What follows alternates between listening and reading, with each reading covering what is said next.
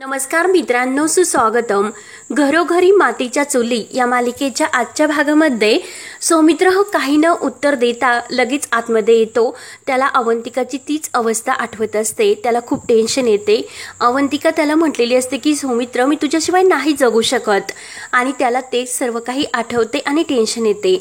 आणि त्याच वेळेस ऋषिकेशने जानकीला सौमित्रच्या रूममध्ये पाठवलेले असते, कारण सौमित्रच्या हातामध्ये ती एंगेजमेंट रिंग नसती म्हणून, आणि काहीतरी टेन्शन आहे हे सर्व काही जाणून घेण्यासाठी. तर जानकी आतमध्ये येते आणि सौमित्रला म्हणते की सौमित्र भाऊजी, काही न आमच्याशी बोलता वर निघून आलात, आणि काय एंगेजमेंट रिंग कुठे तुमची? आता एंगेजमेंट झाली तुमची, ह्या गोष्टी लक्षात राहायला हवे, आणि नाही म्हणजे फ्रेश होताना तुम्ही जर काढून ठेवली असेल तर. सौमित्र लगेच म्हणतो की वहिनी, मला कळत नाही की मी काय करू ते.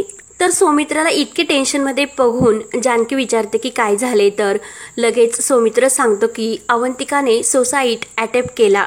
ते ऐकून जानकीला तर धक्काच बसतो. आणि काय आत्महत्या? आणि ही अवंतिका?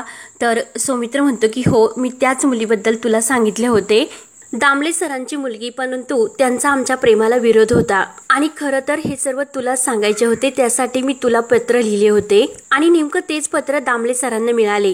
त्यांनी मला सांगितले की अवंतिकेचा पाठलाग सोड, नाहीतर ते मला कधीच सनद मिळून देणार नाही. म्हणून ते अवंतिकाला फॉरेनला पाठवायला निघाले होते. परंतु मला असे वाटले की ती फॉरेनला गेली, परंतु नाही, ती येतेच होती. आणि जेव्हा तिला समजले की मी लग्न करतोय, तर ते ऐकून तिला ते सहन झाले नाही, आणि तिने लगेच आत्महत्याचा प्रयत्न केला. वहिनी, मला खरंच कळत नाही की मी काय करू, म्हणून सौमित्र खूप रडत असतो. जानकीला सुद्धा हे ऐकून टेन्शनच येते. तर सौमित्रला तेच आठवत असते. अवंतिका ही सौमित्राला विचारत असते की एका छोट्याशा भांडणामुळे तू माझ्याशी लग्न न करता त्या मुलीशी लग्न करतो, आणि तू माझ्यावर इतका का चिडला होता, आणि एका क्षणात तू आपले हे प्रेम विसरून त्या मुलीशी लग्न करायला तयार झाला. एकदाही तुझ्या मनामध्ये माझ्याविषयीचा विचार आला नाही का? तर दामले सर सुद्धा हे त्यांचे बोलणे ऐकत असतात. अवंतिका विचारते की हे तुझं असे प्रेम आहे का? तर सौमित्र म्हणत असतो की नाही अगं अवंतिका, तसे नाही. तर अवंतिका विचारते की मग कसे आहे? तर सौमित्र सांगतो की माझ्याकडे दुसरा पर्याय नव्हता. अवंतिका म्हणते की अरे, पर्याय नव्हता म्हणजे एकदा तरी तू माझ्याशी बोलायचे, असे अचानक कुणी सोडून जाते का? तर सौमित्र म्हणतो की अगं, मी तुझ्याशी बोलण्यासाठी आलो होतो, पण मला कळले की तू परदेशात निघून गेली. मी वेड्यासारखा तुझ्या गाडीच्या मागे धावलो सुद्धा. अवंतिका म्हणते की अरे सौमित्र, तू असं काय करतोस? तू नसेल तर मी कशी परदेशात जाईल? तुला माहिती होते की मला यूएसला नव्हते जायचे, व्हिसाचे काम करण्यासाठी मी गेले होते, कायमची नाही. तेव्हा सौमित्र लगेच अवंतिकाला जवळ घेऊन सॉरी बोलतो. तर अवंतिका विचारते की सौमित्र, आता सर्व क्लिअर तर झाले ना? त्यामुळे प्लीज आता मला सोडून जाऊ नको. आणि सौमित्राचे हात ती घट्ट पकडते. आणि तू जर मला सोडून गेला तर खरंच मी मरून जाईल. तर सौमित्र लगेच अवंतिकेला तोंडावर हात ठेवतो. आणि तेवढ्यात दामले सर सुद्धा पुढे येतात. आणि अवंतिका, असे अभद्र बोलू नकोस, आणि त्याला दोष सुद्धा तू देऊ नको, या सर्वाला मी कारणीभूत आहे. तर अवंतिका म्हणते की म्हणजे काय? तर दामले सर म्हणतात की त्याने त्याच्या वहिनीला लिहिलेली चिठ्ठी माझ्या हातामध्ये पडली, आणि मीच त्याला ताकीद दिली होती की अवंतिकापासून दूर राहा, नाहीतर मी त्याला सनद देणार नाही. मला तुला यूएसला पाठवायचे होते. ते ऐकून अवंतिका तर शॉकच होते आणि खाली बसते. तर डॅड, तुम्ही? तर दामले सर म्हणतात की हो बाळा, सौमित्रचं सुद्धा तुझ्यावर जीवापाड प्रेम आहे, त्याने तुला दगा नाही दिला. तर अवंतिका लगेच सौमित्रला सॉरी बोलून पुन्हा प्रेमाची मिठी मारते. तर दामले सर हात जोडतात आणि मी तुमचा गुन्हेगार आहे असे म्हणतात. मी तुम्हाला एकमेकांपासून तोडण्याचा प्रयत्न केला, परंतु तो शक्य झाला नाही. सौमित्राचं तुझ्यावर जीवापाड प्रेम आहे, परंतु ते प्रेम मी समजू शकलो नाही, आणि तुझ्या सुद्धा प्रेमाचा मी अपमान केला. सौमित्र, मला माफ कर, आणि अवंतिकेला सोडून तू कुठेही जाऊ नकोस. मी सर्व अटी मागे घेतो. माझा आता तुम्हाला दोघांना पूर्ण सपोर्ट आहे. आणि हे बघ सौमित्र, तुझे जे ठरलेले लग्न आहे ना, ते थांबव आणि अवंतिकाशी लग्न कर. ते ऐकून सौमित्राला तर धक्काच बसतो. तिच्या जीवन मरणाचा प्रश्न आहे, आणि दामले सर सौमित्र पुढे हात जोडतात आणि प्लीज तिला यातून वाचव, तुझ्याशिवाय ती नाही जगू शकत. आणि अवंतिका प्रेमाने घट्ट अशी सौमित्रला मिठी मारते. त्यानंतर सौमित्र रोडने येत असतो, आणि त्याला रोडने सुद्धा अवंतिकाचे तेच बोलणे आठवत असते, आणि खूप टेन्शन येते. सौमित्र सुद्धा तेच म्हणतो की अवंतिका, माझे तुझ्यावर खरंच खूप प्रेम आहे, परंतु तुझ्या डॅडने आपल्याला लांब केले होते, म्हणून मी भांबावून गेलो होतो. आणि आजपासून मी तुला माझ्यापासून केव्हाच लांब जाऊन देणार नाही असे त्याने ठरवलेले असते। आणि तेव्हा हातातील जी एंगेजमेंटची त्याची जी अंगठी असते ती काढतो आणि आपल्या खिशामध्ये तो घालतो आणि हे सर्व तो जानकीला सांगतो, जर मी अवंतिकाला सोडले तर ती स्वतःला संपवेल, त्यामुळे ही रिस्क मी घेऊ शकत नाही आणि हे ठरलेले लग्न सुद्धा मी करू शकत नाही। ते ऐकून जानकीच्या तर पायाखालची जमीन हादरते। तेव्हा जानकीला सयाजीचे बोलणे आठवते, जर या लग्नात काही दगाफटका झाला तर सर्व गाव आम्ही पेटून देऊ आणि त्यात त्या रणदिव्यांचं घर सुद्धा जळून खाक होईल। तेव्हा ऋषिकेशने शब्द दिलेला असतो की असे जर काही झाले तर तुमची तलवार आणि माझी मान असेल। आणि जानकीला ते सर्व आठवते आणि ती सौमित्रला म्हणते, आता निर्णय नाही बदलता येणार। तुम्ही काय बोलता सौमित्र भाऊजी, तुम्हाला कळते का? तर सौमित्र म्हणतो की वहिनी, माझ्या अवंतिकावर खूप प्रेम आहे, मी तिच्याशिवाय नाही जगू शकत। मला वाटले ती परदेशी निघून गेली म्हणून मी लग्नासाठी तयार झालो होतो। तर जानकी ही चिडते, हे रिझन आहे का तुमचे? हा तुमचा पोरकटपणा आहे। मी मागच्या वेळीच तुम्हाला विचारले होते, आता मागे हटता येणार नाही। तर सौमित्र विचारतो की का वहिनी, फक्त एंगेजमेंट झाली, जिच्या बरोबर एंगेजमेंट झाली तिच्या भावनांचा तुम्ही विचार केला का? आणि सर्वात महत्त्वाचे म्हणजे हे लग्न आपण दोन्ही कुटुंबातील वैर मिटवण्यासाठी करतो। सर्व गोष्टीची तुम्हाला पूर्ण कल्पना सुद्धा दिली होती, त्यामुळे आता तुम्ही काय विचार करतात? आणि यांनी सयाजीरावांना शब्द दिला आणि जर हे लग्न नाही झाले तर रण पेटेल, प्रॉब्लेम होईल। आणि हे सर्व मी तुम्हाला अगोदर सांगितले होते, तुम्ही सुद्धा म्हटला होता ती मुलगी परदेशी निघून जाणार, मग हे लग्न मोडू शकत नाही। तुम्ही मला वचन दिले होते की काही झाले तरी तुम्ही आम्हाला मान खाली घालायला लावणार, असे काही होणार नाही। जानकी म्हणते की मला कळते की तुम्ही अवंतिकाची अवस्था बघून तुम्हाला खूप टेन्शन आले असणार, तुम्ही शांत व्हा, मी आणि ऋषिकेश त्या मुलीला जाऊन भेटतो, सर्व परिस्थिती तिला समजावून सांगतो। तर सौमित्र चिडतो आणि वहिनी काय समजवणार तुम्ही?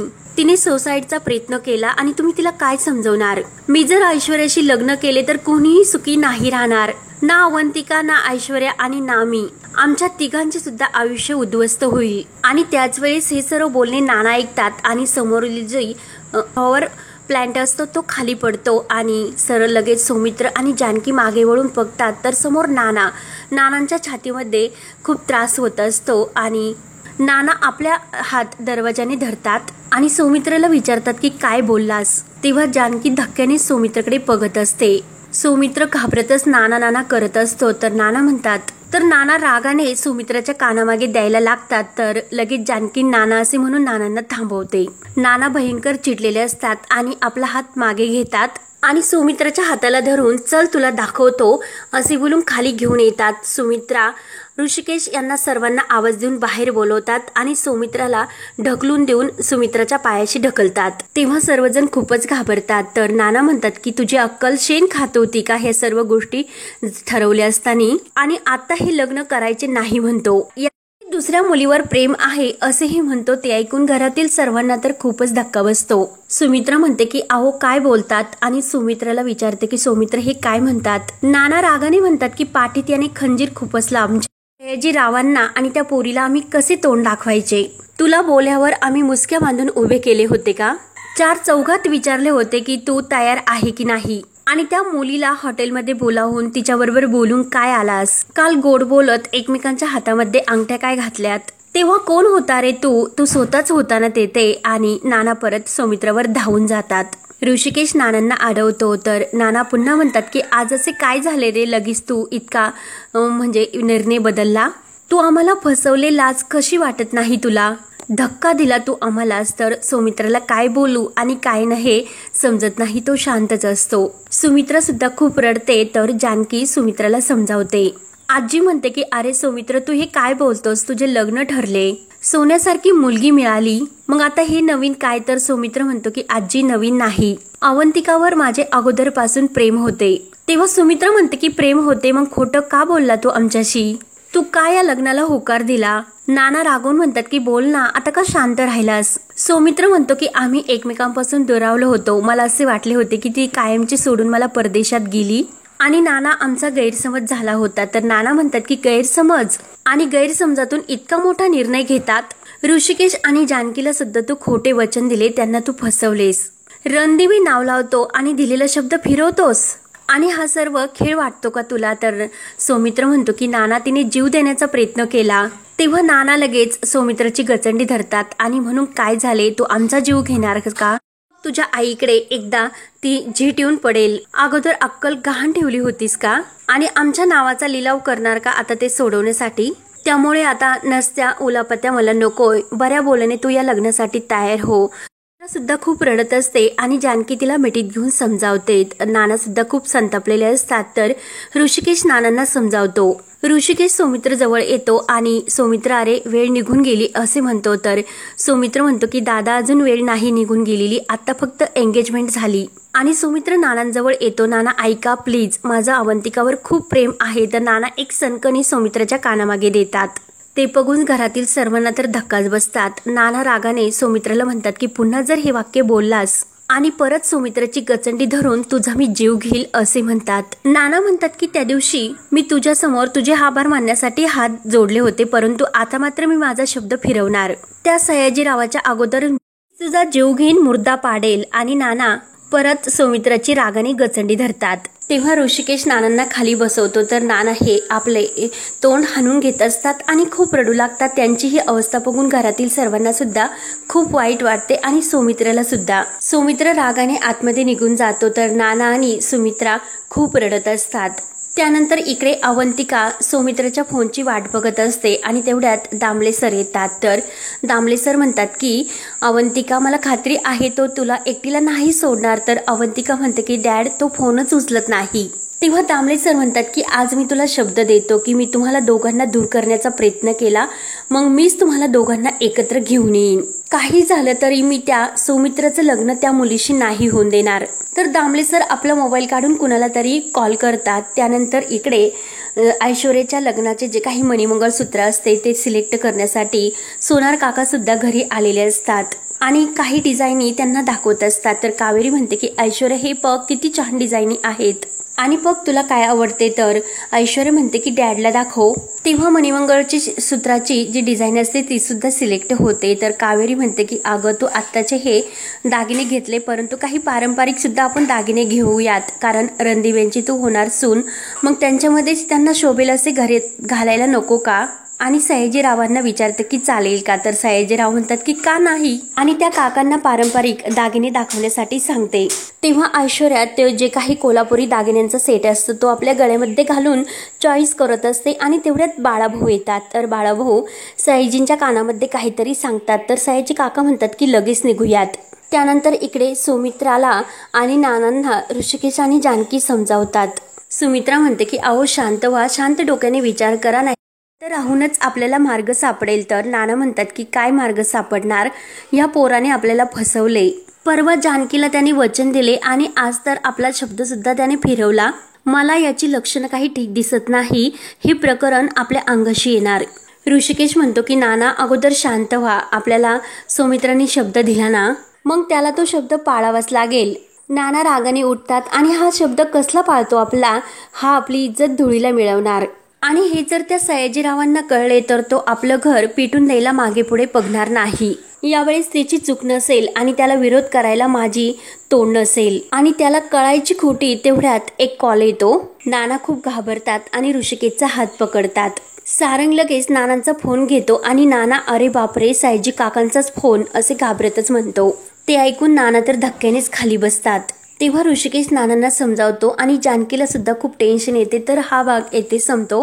दामले सर आणि अवंतिका घरी येतात आणि जानकीला भेटतात की अवंतिका म्हणत असते की माझ्या आणि सौमित्राचे एकमेकावर खूप प्रेम आहे, प्लीज वहिनी तुम्ही हे लग्न थांबवा. आणि त्याच वेळेस ऐश्वर्या गाडीतून तेथे येते. तेव्हा जानकी अवंतिकाला म्हणत असते की मला तुझे म्हणणे पटते, परंतु मी एकटी निर्णय नाही घेऊ शकत. तर ऐश्वर्या गाडीच्या खाली उतरते. तेव्हा अवंतिका जानकीचा हात पकडून म्हणत असते की वहिनी मी सौमित्राशिवाय नाही जगू शकत, प्लीज काहीतरी करा. आणि तेवढ्यात जानकी ही ऐश्वर्याला म्हणते की ऐश्वर्या तू. तेव्हा ऐश्वर्या विचारते की ही कोण.